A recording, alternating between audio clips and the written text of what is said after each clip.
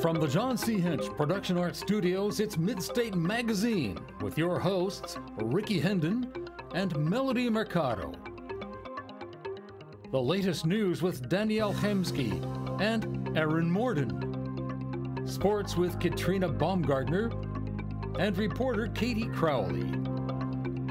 Jalen Cook brings us State of the Arts.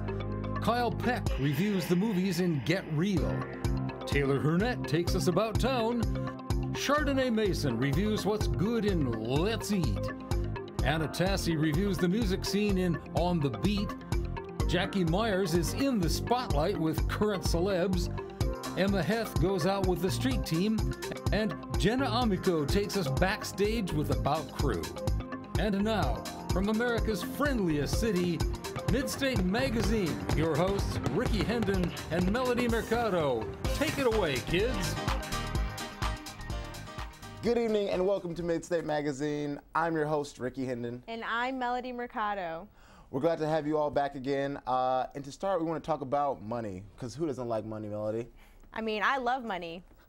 So Forbes just released their yearly billionaires list this year, and there was one person who was notable. Do you know who it is? I think I heard it was Michael Jordan. That is right. Michael Jordan made it for the first time. He's the first athlete to ever make the billionaires list. Wow. It shows you how far you can come with hard work and taking the non-traditional route. But there were a lot of things that were really interesting about it. It's amazing to see how the distribution of wealth is kind of made up in the world. But you had to take a guess as to how many billionaires there were on the list. How many billionaires? Take a guess. Okay. It doesn't seem that would be that many. So I'm going to guess like 150. 150? Yeah. A little higher. One more. Higher? One more. Yeah.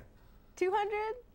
Over 1,800 billionaires were on the list. Are you serious? Yes. So it's crazy just how much money there is. You wouldn't even think that there would be that much money, like GDP-wise in the world, but it's all over. Combined together, they could probably, pay off the whole debt for the United States? That'd be cool. Hopefully we can get some of that money and make the list ourselves today. But now it's time to check in with the news team. Good evening, and welcome to Mid-State Magazine. I'm Aaron Morden. And I'm Dale Chaimsky. Let's take a look at the news. Maryland Democratic Senator Barbara Mikulski, the longest-serving female senator in history, announced Monday that she will retire at the end of her term. Obama issued a statement that praised her as legendary and said her leadership will inspire millions of girls and women to become leaders. Some say her retirement could open up a position for former Maryland Governor Martin O'Malley to take her place.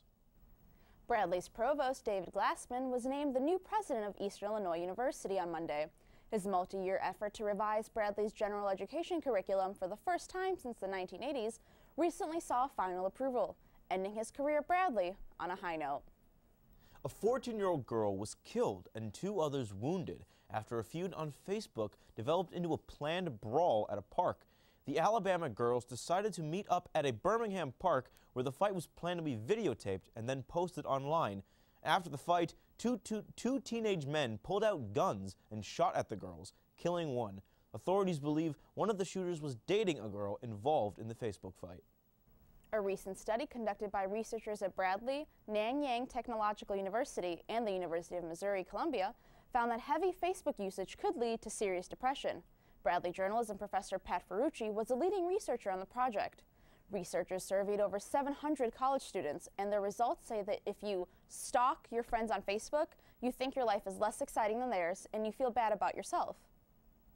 Lucas Ward, a 17-year-old junior at Farmington High School, is one of 6 teens competing for the National Young Marine of the Year award and will soon leave on a trip to Guam and Iwo Jima. The Young Marine program's goal is to promote healthy living and patriotism, as well as include an anti-drug message from the DARE program. Children as young as 8 can join and participate through high school. Many people believe art is nothing but a simple picture on the wall, but a student at Bradley views his art in a different perspective. Celeste Castañeda has the story. We're here at the Huser Art Center, where we find a bright, talented young artist, Ryan Dowell, and he tells us what he concentrates on. I like working in a lot of different areas at once, but my primary focus is on painting and photography. where right now I'm starting to blend both mediums, and I'm using a lot of photography within my painting. Ryan is very creative when it comes to his own work. He has a different approach compared to other artists. As far as my style, what I'd compare it to is a bit of pop art and then turning it on its head and then referencing a lot of like idyllic American lifestyles from like the 50s and 60s, flipping that on its head and kind of mocking it a bit, adding in some humor and then putting an underlying, message underneath. Definitely tying it to social themes. Ryan states in his own words why he is passionate about art. I think the reason why I love art so much is because of how much of a story it tells about society and human history. And it's just people kind of giving narratives about their world that they live in, which I think is fascinating. And that's what my goal is, primarily to help give a bit of narrative from my own point of view and hopefully have that join the collective of what is now and what will one day be viewed as, oh, that's how that decade was, that's how that time period was. For Midstate Magazine, I'm Celeste Castaneda. Now let's go to Bob for sports. Thanks, Danielle. With the deal for the long-awaited Floyd Mayweather Jr. Manny Pacquiao mega fight signed, sealed, and delivered, it's time for the top two boxers in the world to come face-to-face to officially kick off the promotion for the fight in the most believable shatter every box office record in boxing history. Mayweather and Pacquiao will meet to unify their welterweight world titles May 2nd at the MGM Grand in Las Vegas. That's in Nevada. Michael Jordan can be found near the top of seemingly every single list that mentions his name. He's not close to the top of a new one, but he'll probably just be fine without that. Forbes magazine revealed its 29th annual World's Billionaires list, and Jordan made the cut for the first time. With an estimated net worth of $1 billion, Jordan qualifies as the 1,741st richest person in the world, according to Forbes magazine. It is believed that Jordan makes more than $100 million a year off royalties from his Nike and Jordan line, though his business manager estimates Portnoy has never confirmed those numbers. Who the heck is Portnoy, do you know? I guess not. Senior Emily Delvaux added a pair of all-conference honors to her collection with strong showings in both the 800 meters and the mile. The 2014 MVC 800-meter champ at both the indoor and outdoor conference meets last year, Delvaux got the day started on a good note with a second-place finish in the mile. Delvaux clocked a career best time of 4 minutes and 54 seconds for the fourth best time in school history. Later in the day, she finished third in the 800 meters with a time of 2 minutes and 11 seconds to capture the fifth overall. Conference honor of her track career. That's all for sports. Back to you, Danielle. I'm sorry. Thanks, Bob. Bradley University has taken the initiative to reduce food waste in the cafeterias on campus. Jenna Amico has the story. College dining halls provide enough food to serve a lot of students on a daily basis. Although everyone who comes to the dining halls are served the proper amount of meals, a lot of the food served actually gets wasted.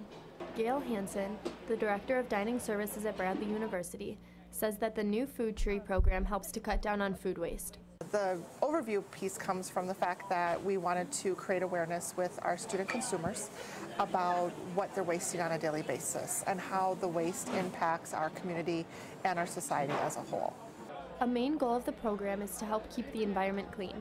It's really better for our environment. If we're not putting that into the ground, we don't have to worry about all the resources it takes to cultivate it so that eventually our earth will stay healthy. Gail has high hopes for the impact that this program will have on students here at Bradley.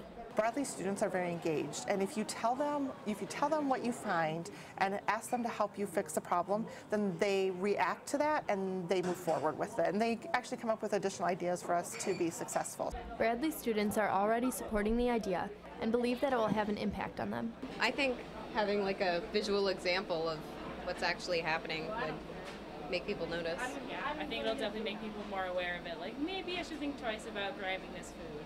Preventing food waste is an issue that Gail is passionate about, and she has a personal stance behind the issue. For me, it's creating that value for our students. So by working together in that partnership, we're both trying to make a better environment for everybody. For Midstate Magazine, I'm Jenna Amico. All I can say about that is I'm so happy I don't have to eat cafeteria food anymore. Yeah, I'm still tongue-tied trying to think about all that money Michael Jordan makes for playing basketball. That's all for the news this week. I'm Bob Jacobs. I'm Aaron Morden. And I'm Danielle Hayimski. Have a great night, and be sure to join us next week. You can't speak either. Thanks, news team, and thanks, Bob, for covering that Forbes story in a little bit more depth. So, Facebook.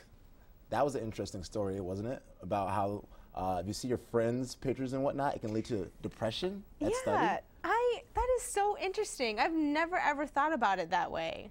Have you? I mean, I can see it to a degree because, you know, let's say if your friends all go out to the movies and they post and like, oh, we had a great time, and then you were left out and you're just at home uninvited. Like, what? Why would you not invite me? You know what I mean? I mean, I think that's how I'm going to be feeling when I see pictures of you on PCB, and I'm going to be like, dang, Ricky did not even invite me to go. Maybe, but I can't see myself going into like deep depression over that. Really? Oh, well. I'm definitely going to post a couple, so I apologize ahead of time, but there's a spot left if you're interested in coming along. I mean, you know, I think I'll be okay. I would love to go, but, you know, there's just sleeping and things that I just need to catch up on. You know, another thing I like about the study is that it was done partially here at Bradley, and so it kind of reflects our culture, but along with, like, everywhere else at the same time. Oh, yeah, most definitely. I thought it was just extremely interesting, the study in general. Gotcha. So now, let's see where they took us this week on About Town. It's a chilly 12 degrees outside today, but inside the Owen Center, people don't seem to mind the cold. That's probably because even though they're skating on ice, it's warmer in here than it is outside in late February.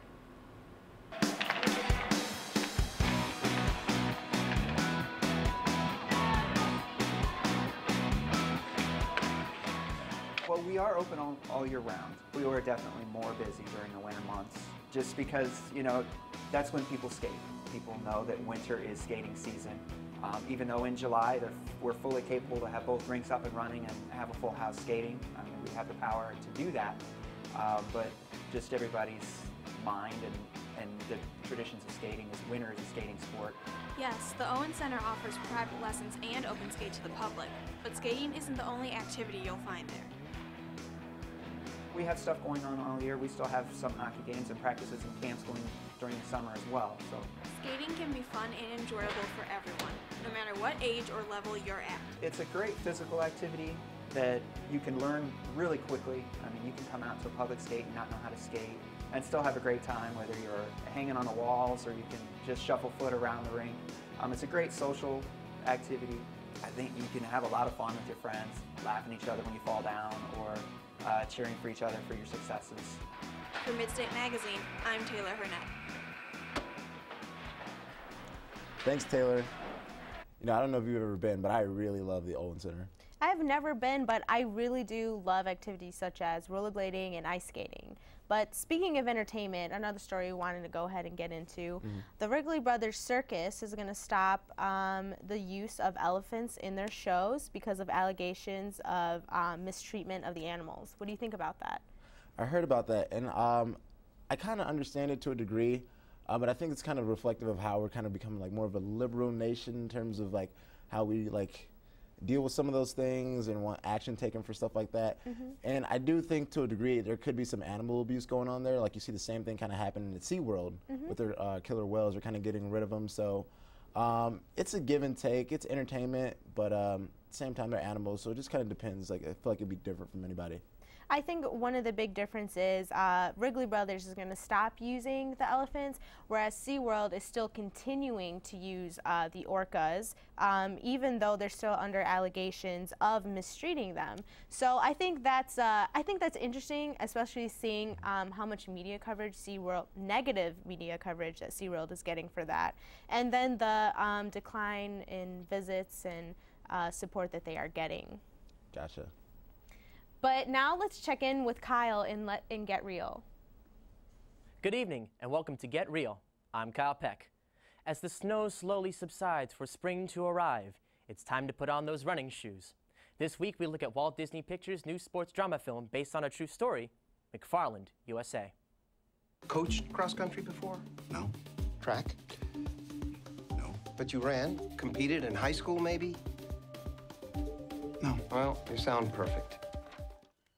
The film stars Kevin Costner as Jim White, a coach at McFarland High School in McFarland, California.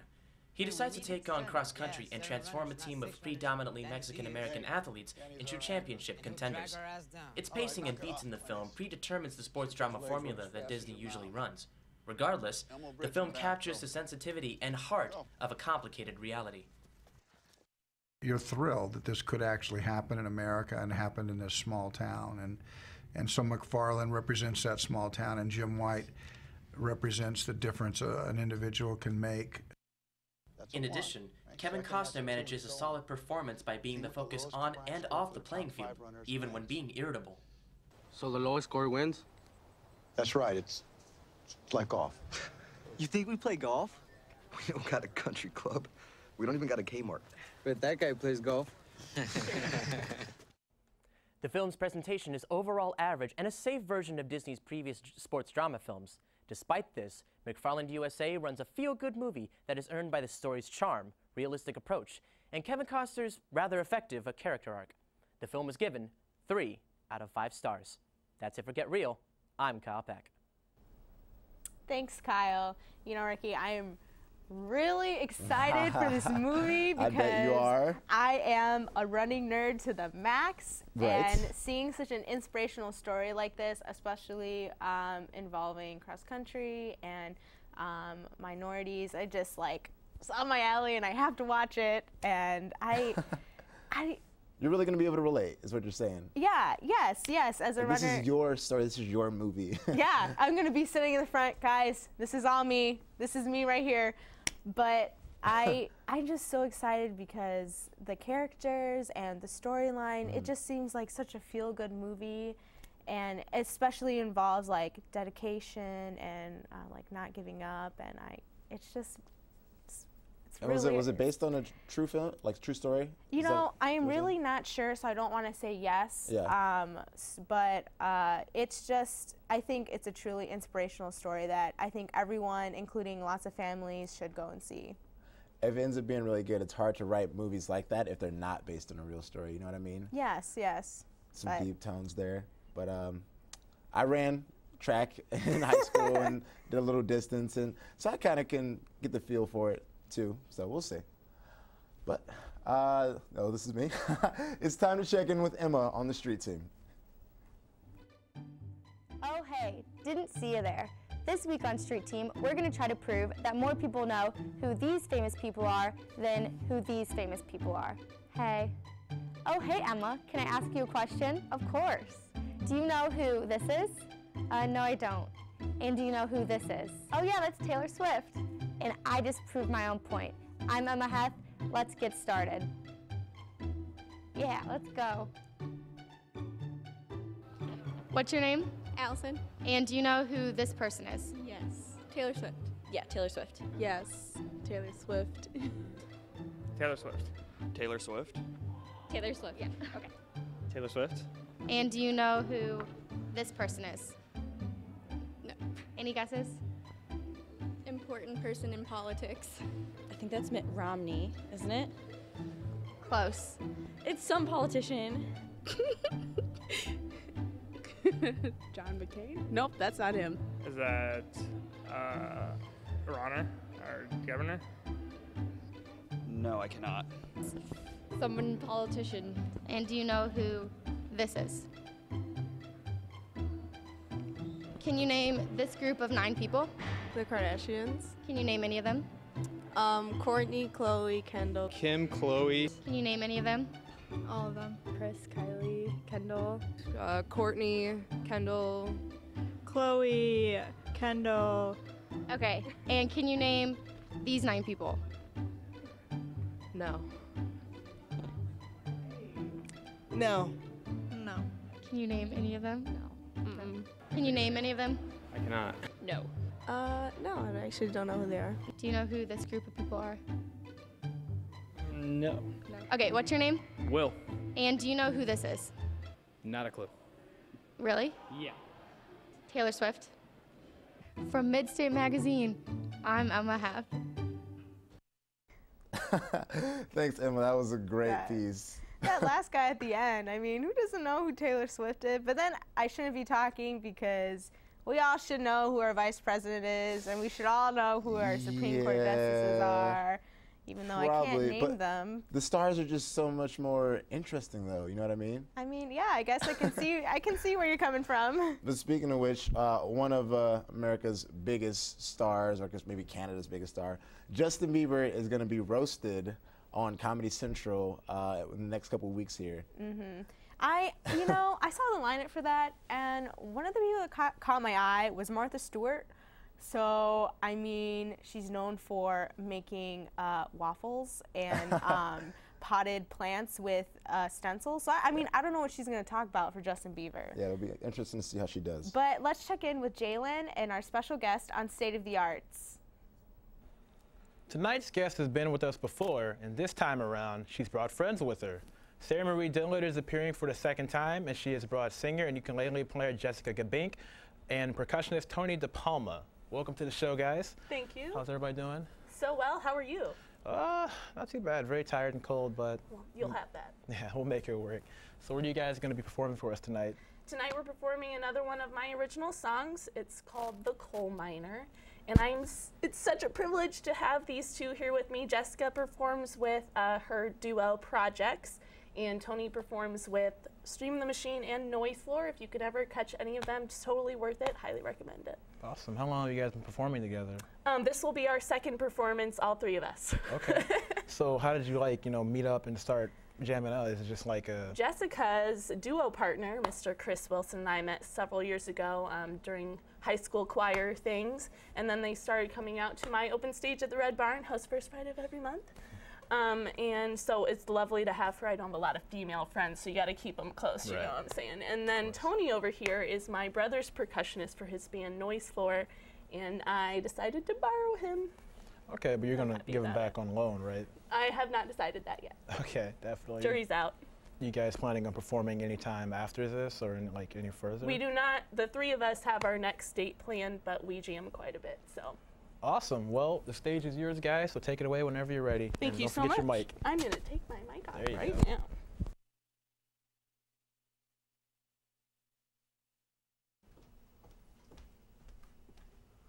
Ready, ladies? Great news.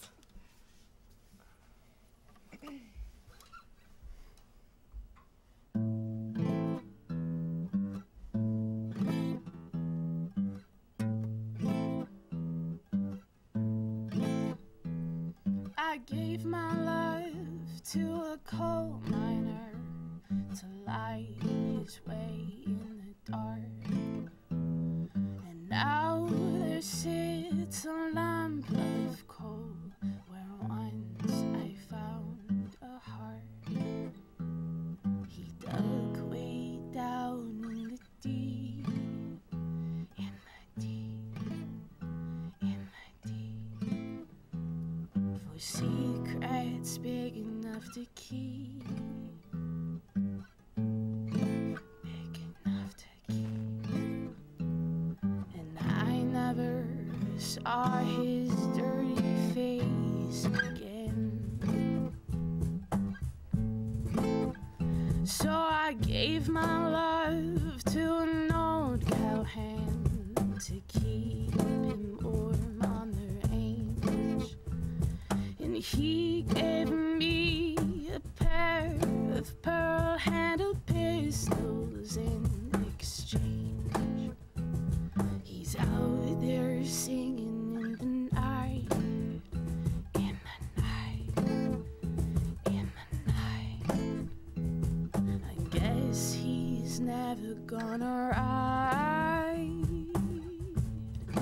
never gonna ride, 'cause I've never seen his dirty face again.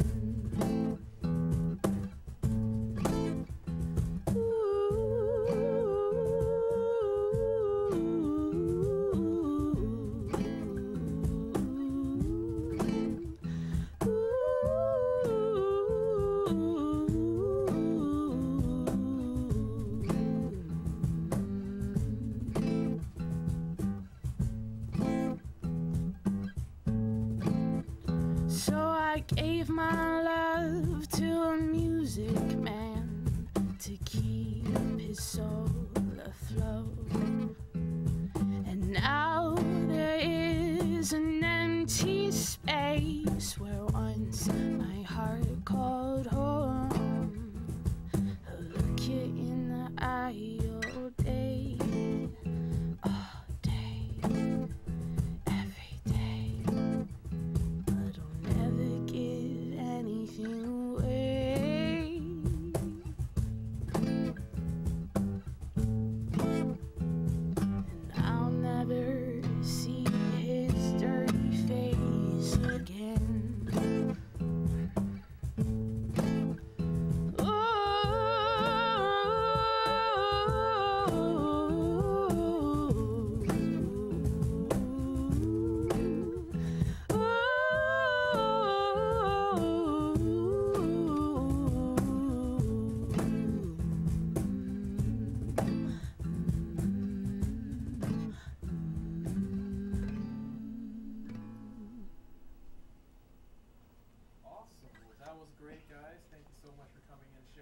Thanks for having us. Oh, no problem. Hope you come back anytime soon. Hope so too.